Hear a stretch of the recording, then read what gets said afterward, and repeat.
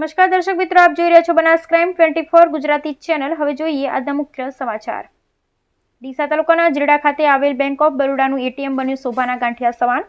કેન્દ્ર સરકારનું ડિજિટલ ઇન્ડિયાનું સપનું ડીસા તાલુકાના જીરડા ગામે ચકનાચૂર થતું હોય તેવું દેખાઈ રહ્યું છે। બેંક ઓફ બરોડાના મેનેજરના મેનેજમેન્ટ અભાવે છેલ્લા 4 મહિનાથી બેંક ઓફ બરોડાનું એટીએમ શોભાના ગાંઠિયા સમાન બની ઊભું હોય તેવું દેખાઈ રહ્યું છે। ત્યારે ડીસા ધાનેરા હાઈવે પર જીરડા ગામે બરોડા બેંકનું એટીએમ છેલ્લા 4 મહિનાથી બંધ હાલતમાં જોવા મળી રહ્યું છે।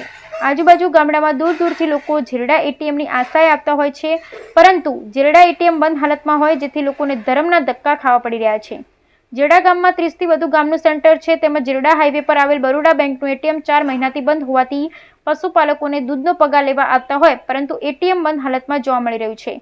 આમ આ એટીએમ 4 મહિનાથી સતત બંધ હાલતમાં જોવા મળતા સ્થાનિકોને ભારે હાલાકીનો સામનો કરવો પડી રહ્યો છે।